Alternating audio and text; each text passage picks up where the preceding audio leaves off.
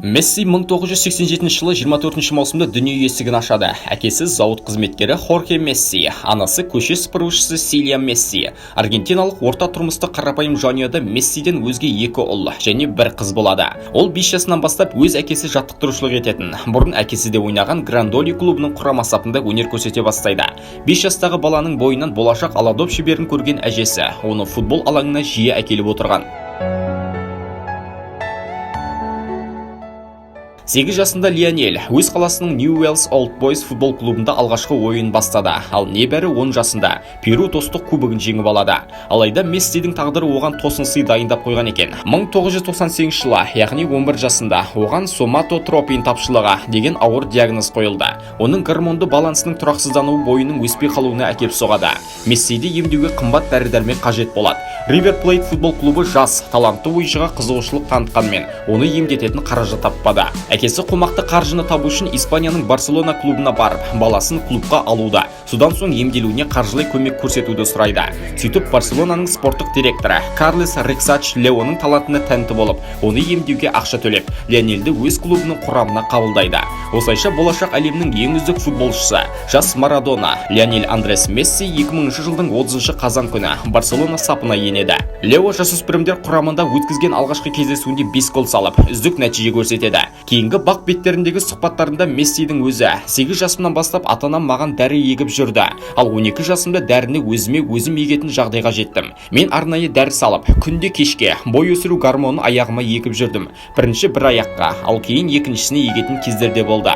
Бұл жұмыс мені жалықтырып жіберетін. Мен оны істеуге мәжбүр едім және оны бұлжытпай орындадым, дейді. Қазіргі таңда Мессидің бойы 169 сантиметр.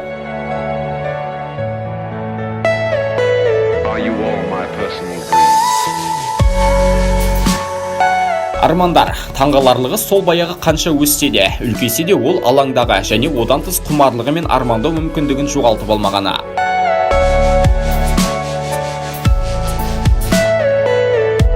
Қатты өзгертті.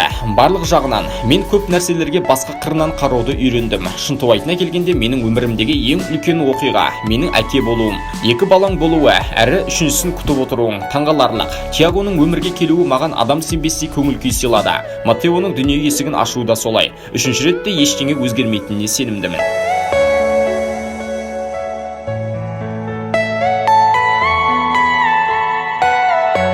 Тырысамын. Таңертең Тиагоны колледжге апарамын. Егер жаттығу процесі қол байламаса, сабақтан қайта алып кетемін.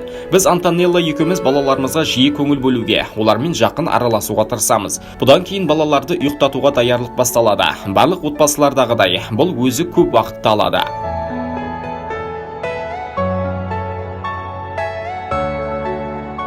Өте сирек, шынында клуб туралы, әлде құрама туралы ма екен, әйтеуір Антонелламен үйде талқылаған болуымыз керек.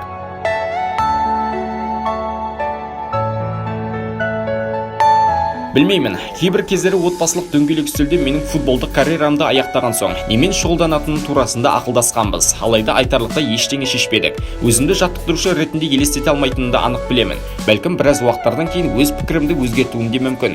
Бірақ қазір емес. Ойлануыма бірер жылдай бар ғой деймін.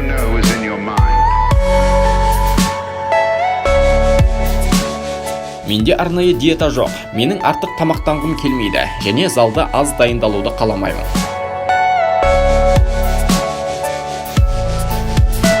Жоқ, ешқашан жасап көрмеппін. Шоколадтан. Диего Армандо Марадона болған және солай қала береді. Оған алтын доп пен бриллиант допты қоспағанда жекелеген сыйлықтарды алу бұйырған жоқ. Алайда дәл соның ойыны құраманы 1986 жылғы чемпионат жеңісіне алып келді. Оның үлгісі менің елімдегі миллиондаған балалардың жұлдызды сәтке сенуі мен футболға келуіне түрткі болды. Келсіңіз, мұндай футболшыны 20 ғасырдың ең ұлы ойыншысы демеске болмайды.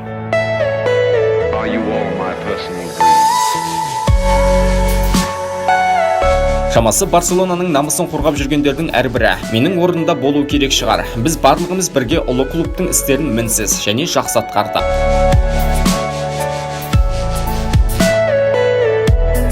Бала кезімде мен не болып жатқанын білмедім, тіпті түсінбедім де. Дегенмен сол күндердің естелігі ретінде мынаны айтар едім. Мен бойымның қысқалығының арқасында топты дұрыс қадағалауды үйрендім. Дәл осы қымбат сапа менің жұмысыма үлкен еңбек сіңірді.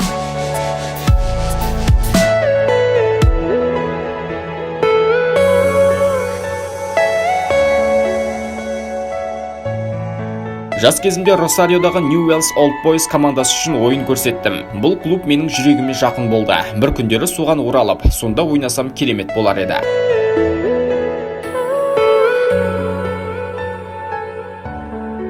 Бала кезімде Аргентинада футзалда көп ойнадым. Бұл ғажайып ойын маған көп көмектесті.